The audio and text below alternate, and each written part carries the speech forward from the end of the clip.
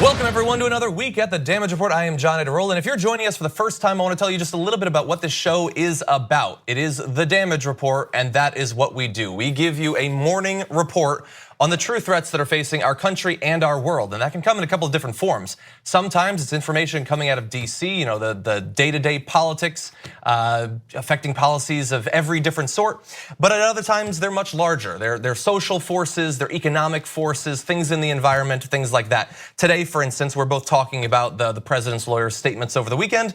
We're also going to be talking about the war in Yemen, our involvement, the US's involvement in that. We're talking about fracking as well, breaking down polls, a lot of different things like that.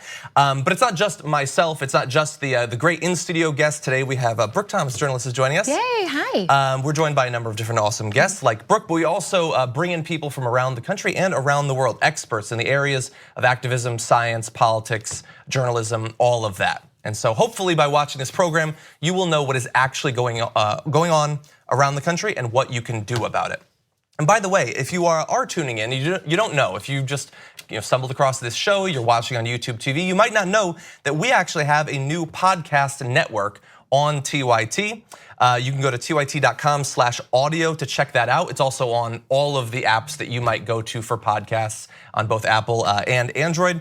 And by going there, you can listen to tons of TYT content, the most popular shows, and actually starting today, the Damage Report. So under ideal circumstances, you watch it here, you see the video and all of that, but if you can't do that, it will actually be available starting today in podcast form as well. So you can subscribe to the Damage Report there and listen to our podcast and other podcasts. If you like it, you can share it, you can rate it. I have no idea how podcast discoverability works anymore, so anything you can do to help out would be much appreciated.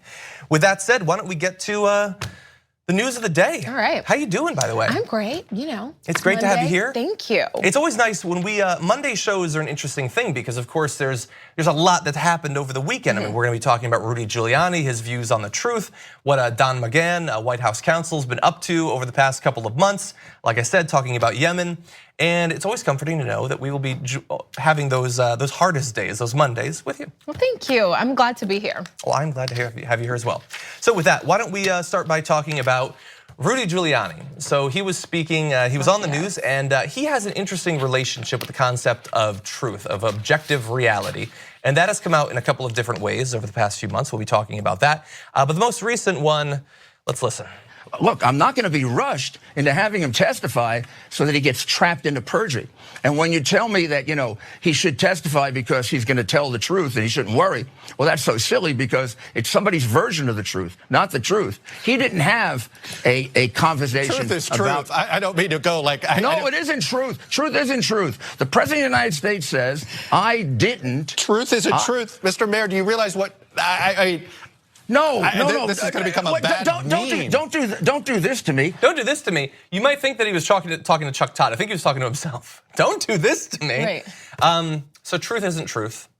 Now, look, the immediate context, we'll be talking about multiple rings of context here, but the immediate context there is that he is talking about how if you give Donald Trump more of the benefit of more of the doubt than anyone has ever gotten or deserved in the history of the world, he has a differing idea of what conversation he had with James Comey over a year ago.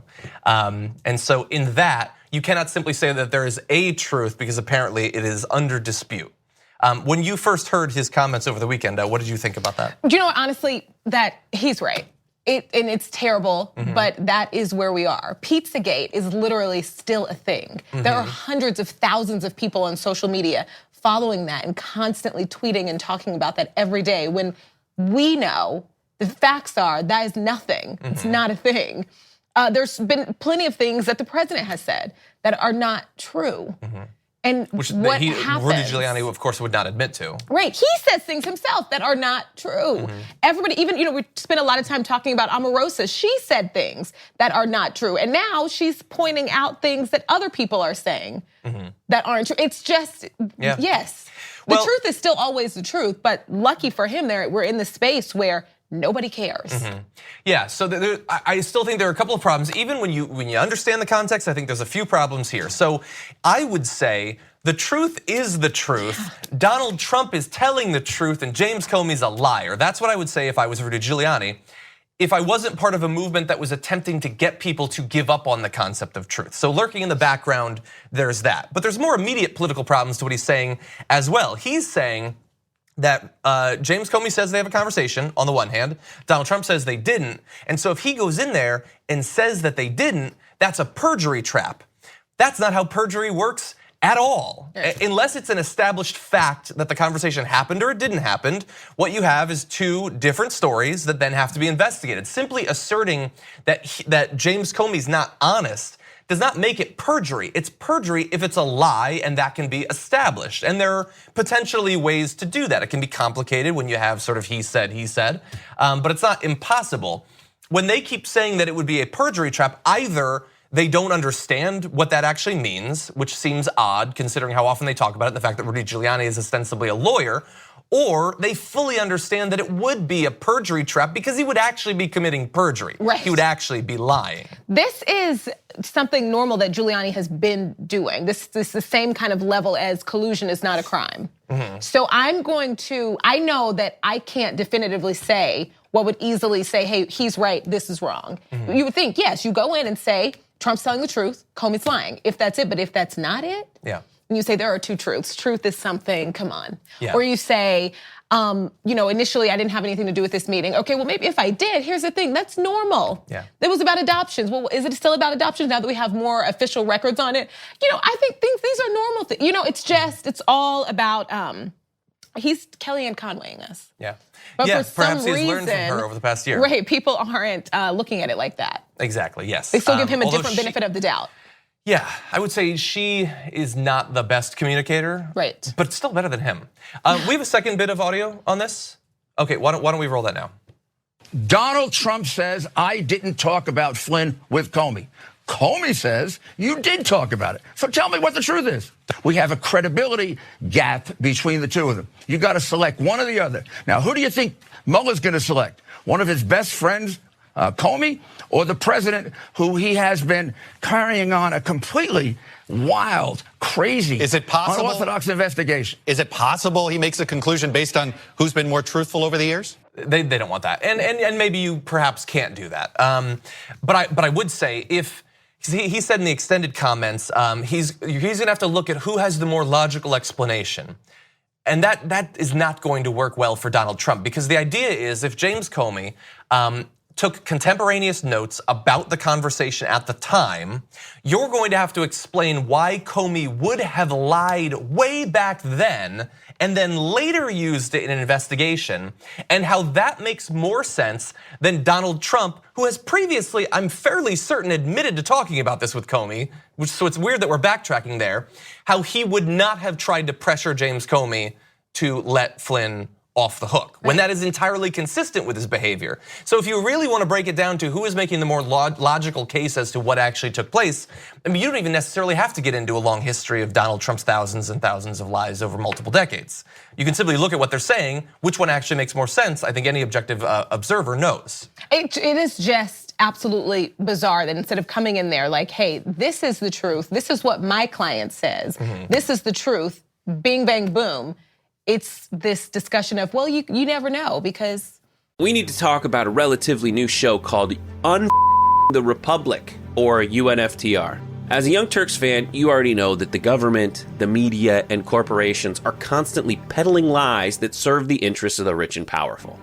But now there's a podcast dedicated to unraveling those lies, debunking the conventional wisdom. In each episode of the Republic, or UNFTR, the host delves into a different historical episode or topic that's generally misunderstood or purposely obfuscated by the so-called powers that be, featuring in-depth research, razor-sharp commentary, and just the right amount of vulgarity.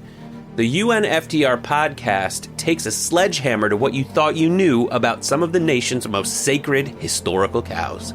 But don't just take my word for it. The New York Times described UNFTR as consistently compelling and educational, aiming to challenge conventional wisdom and upend the historical narratives that were taught in school. For as the great philosopher Yoda once put it, you must unlearn what you have learned. And that's true whether you're in Jedi training or you're uprooting and exposing all the propaganda and disinformation you've been fed over the course of your lifetime.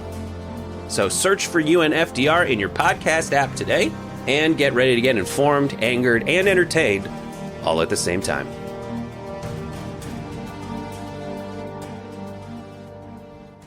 There's two different stories. Yeah. Sure, but what's your job here? You know what I mean? It's not.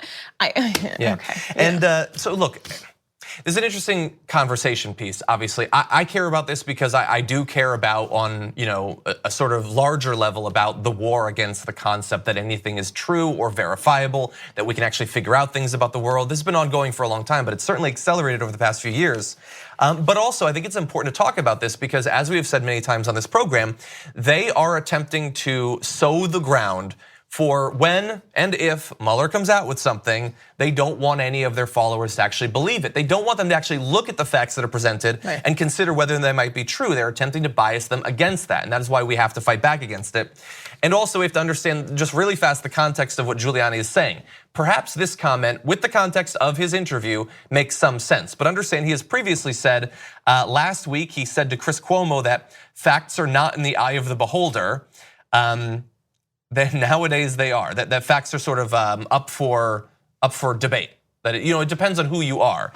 He also said in May that truth is relative, and that's why he was worried an interview with Mueller's team would be a perjury trap. They may have a different version of the truth than we do, and of course you probably remember Kellyanne Conway's alternative facts. So understand the larger context to the context, and that makes me very uncomfortable.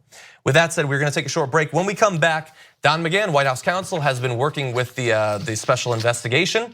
What might come of that? We're going to be talking about that. And then a little bit later on, deadly bombing in Yemen. We wondered about US involvement, and now we actually know. We'll break that down after this. Back to the Damage Report, everybody. I am John Idarola. Brooke Thomas is joining me in studio today. Hey. A little bit later on the show, actually, we're going to be lucky to be joined by UK-based author and journalist Laurie Penny, who's going to be joining me to talk about her recent article on the phenomenon of Jordan Peterson and why he has so bedazzled and sorcelled so many young white men. Let's be honest. Not entirely, but for the most part. And a very interesting article, and so I'm excited to talk about her. She's previously been on the TYT network, and so great to have her back. Before that, though, let's turn now to Don McGahn. And over the weekend, we found out through the New York Times that the White House counsel had apparently cooperated with the Mueller investigation. And he'd cooperated extensively was the word that was used many times. In fact, he had at least 3 voluntary interviews with investigators that totaled 30 hours over the past 9 months. Which, just really fast, 30 hours, I could tell you everything that I know in 30 hours. And they talked to him about what Donald Trump has done in terms of potential obstruction of justice, talking about the Russia investigation, about Robert Mueller and all of that, and 30 hours. So McGahn was apparently able to, I'll go back to the graphic now, was apparently able to describe the president's fury towards the Russia investigation, which I can understand why you wouldn't understand if you didn't have Twitter. Otherwise, you should already know about that. But he also provided the investigators examining whether Mr. Trump obstructed justice a clear view of the president's most intimate moments with his lawyer. Now, the interesting thing is that while this has perhaps been the largest story of the weekend, it was covered extensively. It's the big story coming in this week. That's why we're covering it. What's interesting is both what we don't know, which is that we don't know anything specific that McGahn actually said to the investigators, but we also do know that McGahn apparently cautioned to investigators that he never saw Mr. Trump go beyond his legal authorities, though the limits of executive power are murky. So the way that this has been pitched is that Don McGahn is worried that Donald Trump might throw him under the bus if the worst happens. And so Don McGahn wants to protect himself. But he also, at least in these initial reports, appears to be protecting Donald Trump. At least saying, I don't believe he's overstepped his bounds. Now, it could be the case that he is presenting evidence that Donald Trump has overstepped his bounds, but he's saying he hasn't so that he doesn't appear disloyal. But all of this is speculation because we still have very little actual information. Right, that's the weird space that we're in. We do know that he said a lot because that's a long time, but we have no idea. That's like an audiobook of a Game of Thrones novel right there. Or what he even knows, unless Omarosa was in the room. Yes, then we will get the tape inevitably. We'll find out. She's one of those Amazon pens. And it's been interesting over the past 48 hours to see how the president has reacted to this. So we have, this is just this morning's a few tweets about it. He tweeted all weekend about it. He said this: disgraced and discredited Bob Mueller. Remember when he didn't actually talk about Mueller by name? And his whole group of angry Democrat thugs spent over 30 hours with the White House counsel, spelled incorrectly, only with my approval for purposes of transparency. Anybody needing that much time when they know there is no Russian collusion, capitalized, is just someone looking for trouble. They're enjoying ruining people's lives and refuse to look at the real corruption on the Democrat side, the lies, the firings, the deleted emails, and so much more. Mueller's angry Dems are looking to impact the election. They are a national disgrace, capitalized. As always, there's a lot there. Right, and it's just generally, what does this have to do with anything that we're talking about right now? So his message is that I wanted him to do this for transparency, but everything else about this communication implies that he is not happy about the news that he has heard. It's deflect. And honestly, I'm tired of that. I'm tired of not getting straight answers from anyone when asked a question. I'm tired of everything being flipped and pushed over to Hillary, her emails, and the Democrats. Yeah, he's still doing it. I mean, it works. There's a percentage of the population that just wants to keep, nobody cares. Like some people like hearing the classics. Right. But yeah, look, I will go further. I'm sick of the entire thing. I just want to know what's going to happen. I'm just like, I feel like at a certain point, like you've read so many books in this series, you just want to see how they wrap it up. Right, you're a little numb to it. You don't really expect much, honestly. Yes. Yeah. Now, but I will say that does not mean that we are not going to cover developments in the story. I think that it is important. I'm not one of the people that thinks it's one of like the driving forces behind people's electoral activity or anything like that. But it is important. The question of whether the president and his associates broke the law is fundamental to a democracy. And so we do have a responsibility to cover it in a responsible fashion. That said, I mean, his reaction here, how many times can we go back and forth with, I didn't commit collusion, collusion's not a crime. Oh, also Hillary and them, they committed collusion, which is totally a crime and they should go to jail. But collusion, I just love that quick back and forth there. And also, I allowed him to do this. He had my total blessing because we don't have anything to hide, but I'm angry that he had to, what? Yeah, and also, look, I had him talk for purposes of transparency. Oh, will I talk to Mueller? No, we're gonna put that, we've been putting that up for months. We're gonna continue to forget transparency when it comes to that. Anyway, it is possible that we'll know a little bit more about what Don McGahn said at some point. It's also possible that we will never know, or that it will take until this thing is eventually wrapped up. And I know there's been a great deal of pressure from the White House to wrap this up before the election. They're saying because they don't want it to affect the election. I would say wrapping it up immediately before the election is a great way to affect the election. I think they just want to move past it, which is great. I like wishful thinking as much as the next guy, but I don't think that Mueller's team is necessarily going to care too much about the timetable that Rudy Giuliani and Donald Trump want to work on. I agree. Anyway, let's move now to extremely important update to a story that we talked about not too long ago. Now, there was a bombing at a marketplace in Yemen. A school bus was struck by a bomb. You're seeing there the locations. And look, we talked about this at the time. Absolutely tragic airstrike. 51 people died, 40 of them children. There has been footage and photographs from the site. It is as horrendous a set of visuals as you will ever see. And since then, there has been renewed interest in understanding what the US's role in these sorts of attack is. Now, we understand that we have sold weapons to Saudi Arabia, who is engaged in these airstrikes and bombings against Yemen. We also know that we provide various forms of command and control and aerial refueling and things of that sort. But we now know that in this particular bombing, our involvement was about as direct as it can be. Working with local Yemeni journalists and munitions experts, CNN has established that the weapon that left dozens of children dead on August 9th was a 500-pound laser-guided Mk-82 bomb made by Lockheed Martin, which is of course a US defense contractor. Which means these were US weapons that were sold to Saudi Arabia and used to slaughter dozens of children. And the initial reaction, the initial kind of government reaction is, listen, yes, we sell these materials, but we don't have any, rules in place to say this is what you can or can't do with them, or this is what you should do with them. And my reaction is, right, understand that. That's why the president, before your president, said we shouldn't be doing this anymore. So yeah, so let's talk about that actually. So there was another absolutely horrendous attack back in October of 2016 where a funeral hall was struck, killing 155 people. One of the worst imaginable events, and there was at least some action as a result of that. So at that point, US President Barack Obama banned the sale of precision-guided military technology to Saudi Arabia over human rights concerns. So here's the thing. I have made approximately 79 videos criticizing Barack Obama's policies of drone strikes, his continued involvement in a variety of different wars, the deaths that have come about as a result of that, including a great deal of civilian deaths in Iraq, in Syria, a number of other countries. This, however, was a good move. And I understand some people want to say that everything is the same and the truth isn't truth or whatever. But he did ban that type of weaponry. They still sold plenty of weapons to Saudi Arabia, billions and billions of dollars, but he did ban it.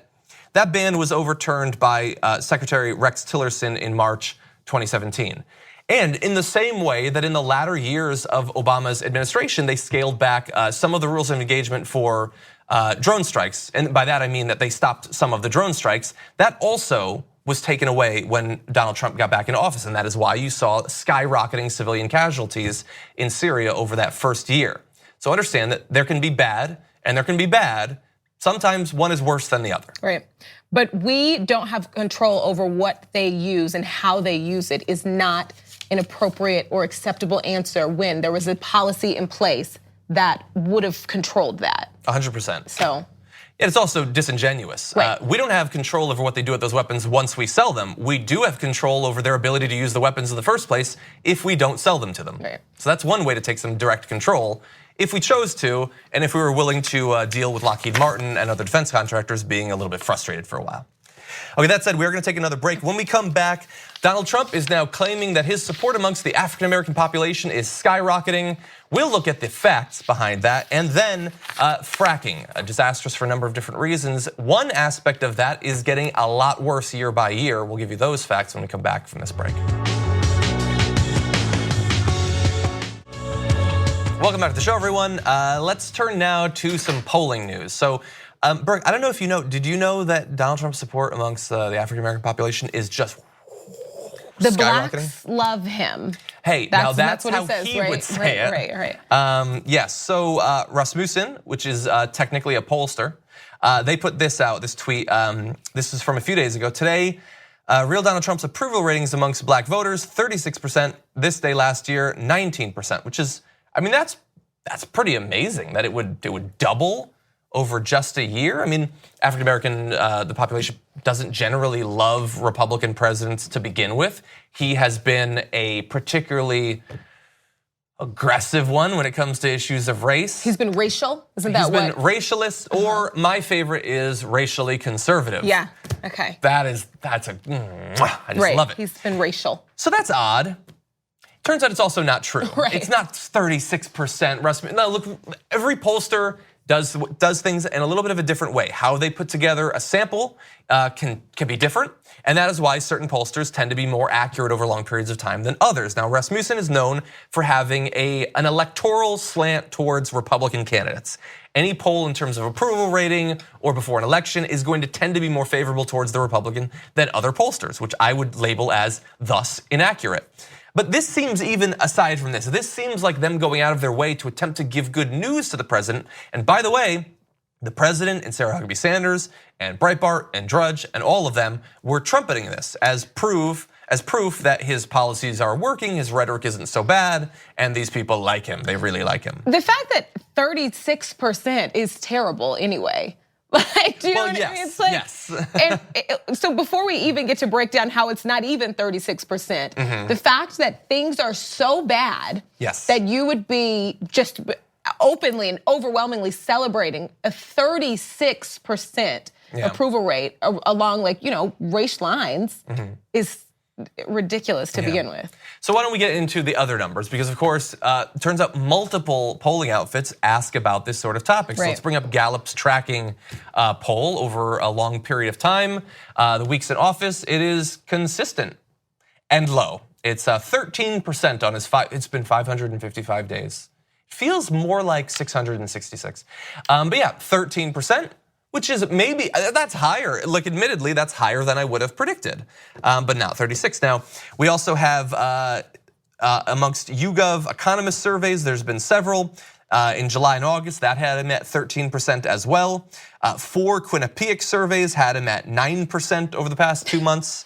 Polling firm Civics, which has interviewed more than 140,000 respondents over the past year, suggests that Trump's black approval rating has consistently been in the single digits throughout his presidency. By the way, so we had prepared to talk about this on Friday. There's been other polls since then confirming, again, it is somewhere between 8 and 12 or 13%. They don't care. They, of course, don't care. It was nice to have this Rasmussen one. It's nice when Donald Trump Jr. photoshops an approval rating poll from Fox and puts it on his Instagram. They don't actually care. And one of the things that makes me, I hate this discussion all the more when they lead it, because if you talk about his approval rating amongst black voters or why it might be low, even hypothetically, what is the one thing that Sarah Huckabee Sanders or Donald Trump will say? Do you know? No. The black unemployment rate is really low. Oh, right, really that I stepped into. That I stepped into, and it's just floating at the same rate. Yeah, I love, you can see the chart month by month, or maybe quarter by quarter. I think it's month by month. And it's going down year after year over Barack Obama's presidency, and then he becomes president, and it continues. Which, look, it is nice. Perhaps it is proof that Donald Trump is not a racist, that he did not single-handedly do whatever it takes to raise the black unemployment rate again. Right. The historical trend has continued. Huzzah, President Trump. There's just been so many things, and she is, obviously she speaks for him, but it's frustrating when she doesn't tell the truth, and she doesn't tell the truth in so many different ways. That, and then you have this, and it's like, are they telling the truth? Like, you know what I mean? And this is, it's bothersome because, yes, the way he referred to countries full of dark brown people, the way, I think I saw like a pie chart of that many times the president has referred to people as animals, and then they split that up among racial lines. Like, it's just. Oh, I haven't seen that. This but that is interesting. Yeah, well, I mean, we understand, and thankfully for the president, we have lower standards for the president than we do for hosts of Roseanne. So he has survived thus far. Referring to black people constantly as dumb and pretending like we have to pretend like that's not an old racist trope. Like we have to pretend like referring to black people as animals is not an old racist trope. Like we have to and completely ignore everything that happened before he was in office because rappers like to hang around with him. Yeah. But no, if there's an outspoken black activist or celebrity or athlete, he will inevitably call the person dumb regardless of what they do. And like you don't even have Omarosa on your team anymore. Right now we've got Diamond, Silk, Candace Owens, and Pastor Daryl Scott. No, but there was an aide working in the Percy East Wing. with the hair. Yes, he's got Diamond Silk still. I think they're going to stick with him. What? I think. Yes. But we also know, as much as he loves attacking people of color, he also loves attacking women. So God help you if he ever sees some of your critical words against him. Right. He will go on a tirade. Now, let's turn to one more topic in our news block. Fracking. It's a disastrous technology. It is becoming more common. It is quite cheap thanks to subsidizing that happens from the government. But it's also really bad in a number of different ways. Some it even seem a bit comical. Like we've talked previously about the in Oklahoma, the drastic rise in the number of earthquakes that they were having after fracking became more common. You've probably seen the video of people setting their water on fire, their tap water. And so the problem there is that hydraulic fracturing, which requires pumping great amounts of water into the ground to break apart all of these different cavities to release natural gas and eventually be sucked up, that leaves a lot of toxic chemicals and various things in the water that can leach into groundwater. That's what causes poisoning of people.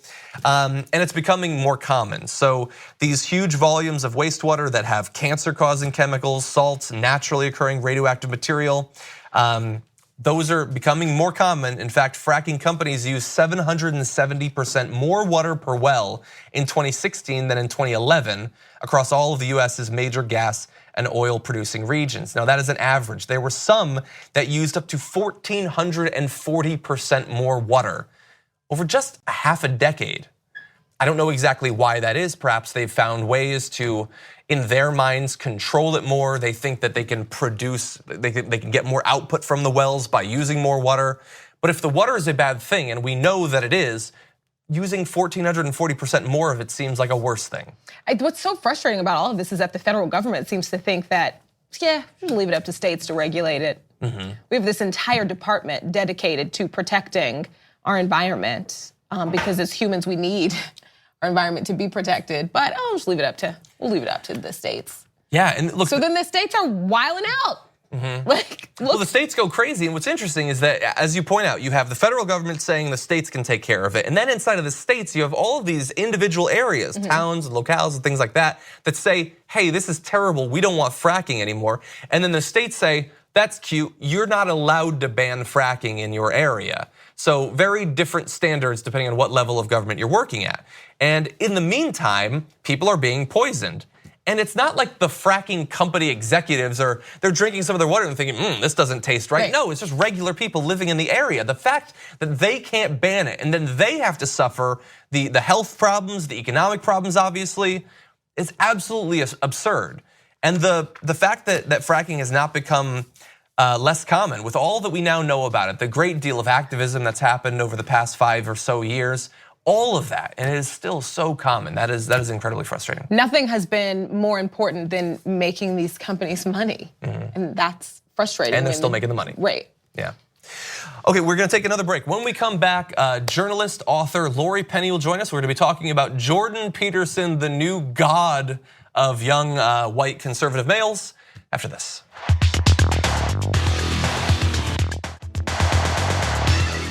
It's become objectively clear, I think, that men have a problem. Young men have a number of different issues that we have been ill-served to deal with on our own.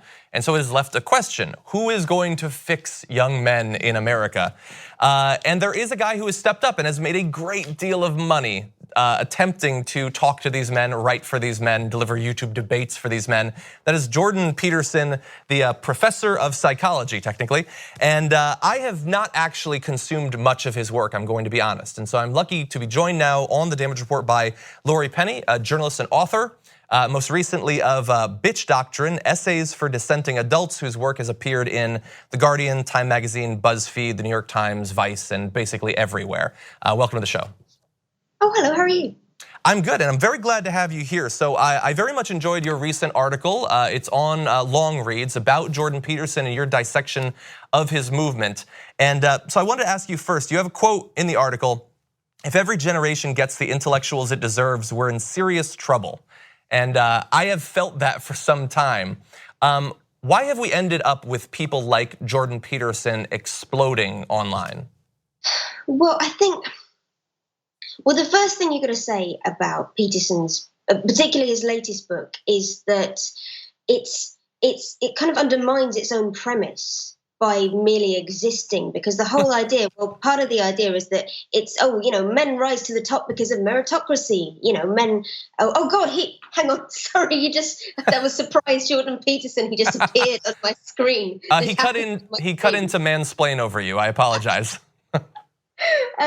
Anyway, no, the idea that, men rise to the top because, their ideas are just the most brilliant and they're the strongest and the best, and it's not, gender inequality or centuries of structural oppression. It's, it's just the way the world works.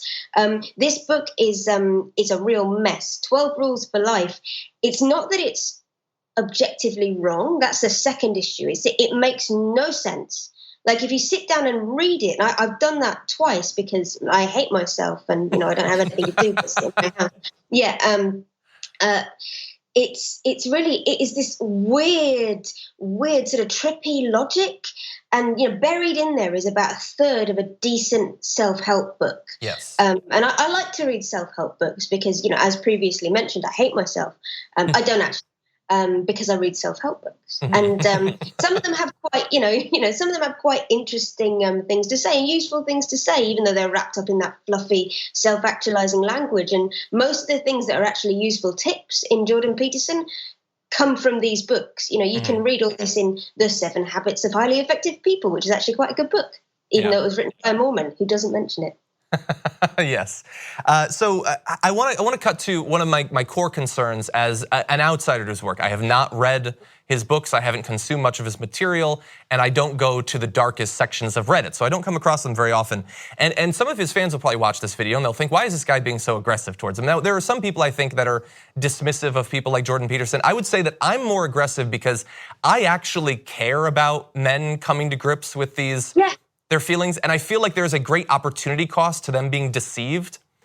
But there's a huge hunger. And actually, one of the things that happened after I wrote that piece is a lot of people reached out to me, and a lot of men reached out to me and said, thank you so much, because, you know, there have been lots of good dissections of his work. You know, thank you for, like, you know, taking the scales from my eyes, because I was getting recruited. Mm-hmm. I don't think Peterson is actively seeking to recruit young men to a kind of misogynist, racist, neo-nationalist fantasy, but he, you know, willing or no, he provides an entry point, because people go from, you know, the Peterson rabbit hole and all the kind of weird YouTube videos about the slaying the great mother dragon by symbolically tied in your bedroom, but then they go down the darker route. And Peterson is not a fascist, or much as I love to call everyone a fascist because it's so good to say, you know, Peterson's not a fascist. He just, you know, provides an entry point for people who are attracted to that, I don't know, that sense of restored pride. Yes. That's what he gives them. I mean, look, everybody who engages with media and ideas has some kind of superpower based on who they are, and is often related to race and gender and class, but sometimes it just comes from, so Peterson seems to have this sort of miasma of authority. Mm-hmm. You know, he can literally read the phone book, and if you read the transcripts of what he writes, it is, I mean, look, I've read them several times. They're on his website. It's a lot of, it sounds like the Book of Revelation, as, you know, funneled through an acid filter. At least that's what it sounds like to me. Honestly, I can't tell the difference between this and, you know, some of what my university friends used to come up with of really weird late nights smoking weed and, you know, ranting about literary theory. But it sounds sort of authoritative. It sounds like, you know, there must be something here, and, you know, it sounds prideful, and there's some vague stuff about restoring, you know, a real idea of masculinity and honor, and, you know, and quite old-fashioned in some ways, but also, you know, the idea that women are, you know, the agent of chaos, and, you know, all the bad things that come from chaos are symbolically feminine, and you have to, you know, conquer the symbolic feminine, which is also the chaos. I don't know, it doesn't make sense. We shouldn't engage with it as if there's a coherent internal ideology, because there isn't, but that incoherence is sort of the problem. Yeah, I mean, it's possible that he doesn't pay that much more attention to his work than some other people do. But I want to ask you a question, I think, to sort of cut to, I want to give the best, I want to be fair. So he is in some way a self-help sort of guy. He is laying out a sort of philosophical and in some cases practical guide to how you can improve yourself, you know, and that's in competition with any number of others. Is there, in your writings, in your research, is there any evidence that the men who read his books, who consume his material and actually enjoy it, these are not the people who flee, these are the people who actually like it, are they improving their lives through this? Well, I'm not sure that's the most important question. I think there are some real people. I think there are people who have felt more confident and less hopeless because of this. But I think we need to look, I think at the moment the entire world is captured, and has been for some time, by the idea that any ideology and any set of ideas is okay as long as it helps men get over their hurt feelings. Mm-hmm. And, you know, I think that's what we need to get beyond. You know, I don't think the fact that I genuinely believe, I would be surprised if people haven't in some way, got their lives in more order after, reading Jordan Peterson telling them to tidy their room. I am actually a real fan of tidy your room philosophy. Making your bed every day. I literally do that. I've been doing that for 5 years. It comes from Gretchen Rubin. But look, it's I don't think that's worth it. Is it worth it? If men elected Donald Trump to make themselves feel a bit better. Mm-hmm. Is that worth it? They probably do feel better. Some of them. Yeah. But, I should be clear.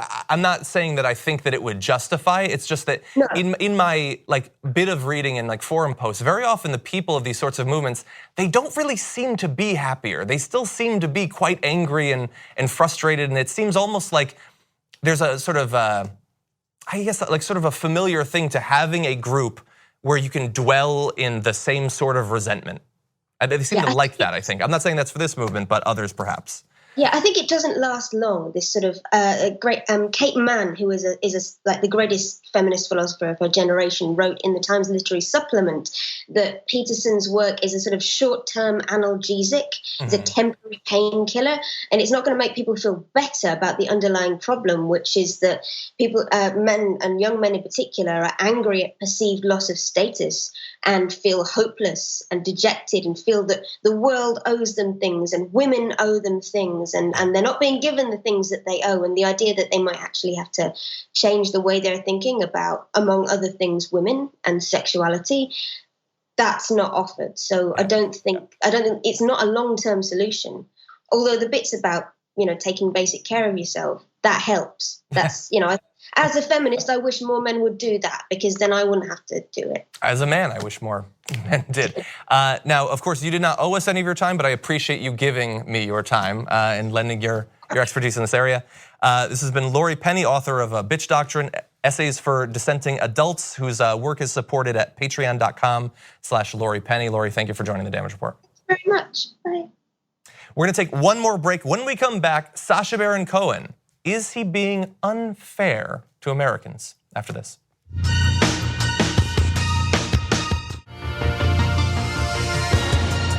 We have but moments remaining, and I want to turn now to comedy and just acknowledge that the news came out over the weekend that Michelle Wolf's show, The Break, was canceled on Netflix after just 10 episodes, which I find to be completely unnecessary and far premature. I thought it was a very funny, a very witty show, unique in its presentation, perhaps too unique, I suppose, for some people. But it is unfortunate that it wasn't given more time to develop, because I very much did appreciate it over the past few months. So hopefully she will end up somewhere, perhaps with a form of that show. Netflix has to figure out how to make that format work. I would say give it 4 months before you kill it. Maybe do a little bit of research, modify a few things. But we do have other comedians as well. Sacha Baron Cohen back. Not getting canceled. Well, we'll see. He's back. Let's take a look at what he was able to dredge up in his most recent episode. OMG, I am fizzy fireworks. I do not know how to tie my shoelaces. But please, can I have a semi-automatic gun? I think I would be very good at shooting people. A certain kind of machine gun you can. Certain machine guns are off grounds. They ought not to be, though. How old are you? Me, I'm 21, but I've got the mental age of 3. But the majority of people aren't mentally ill, and they're not running around. Oh, I'm not mentally ill. I just want to ethnically cleanse all the limited edition Shopkins. Well, that's crazy. Oh, but can I still buy a machine gun, please? Yes, you can. So in Jan Burrow's defense, she said that's crazy, which many of his other guests probably wouldn't have. She should have started with that, though. Yes, she did, however, say that some forms of machine guns should be legal. So she is on the record, perhaps this doesn't shock anyone, that you should have a machine gun. So I would say, I don't know if you watched the most recent episode. He had Jan Brewer on, he had Jill Stein on, and these were not cases where he really got people to say.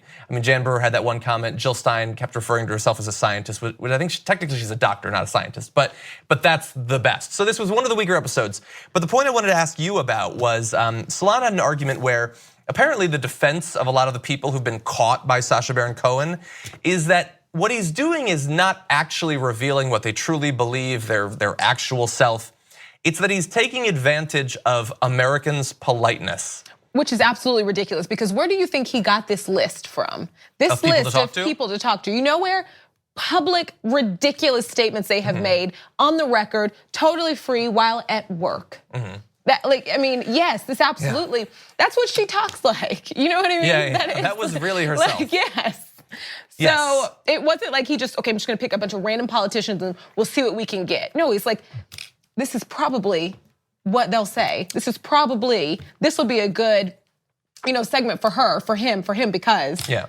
What? Yeah, and he has picked people that apparently are not alerted to the fact that something might be up by ridiculous looking caricatures of humans. Yeah. And again, it may be easy for some, like Jan Brewer might say, well, I went along with it. I was trying to do something hip or whatever.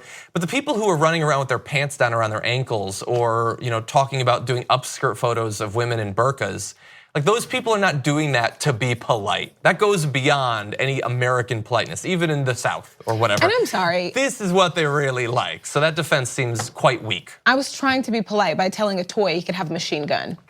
Right, I'm just trying to be polite. That's way too small of a toy to even lift one. Have you heard him speak at all, ever? Yeah, and it could literally just be that show, just sound bites of him.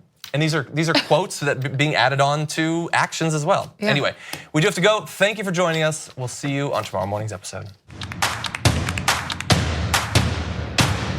To hear even more about both this topic and other issues not being covered nearly enough by the mainstream media, you're gonna wanna tune in every morning to our full hour-long show. That's at 12 p.m. Eastern, 9 a.m. Pacific, available on the TYT Network channel on YouTube TV. Thanks for listening to the full episode of The Damage Report. Support our work, listen ad-free, access members-only bonus content, and more by subscribing to Apple Podcasts at apple.co/TYT. I'm your host, John Adarola. I'll see you soon.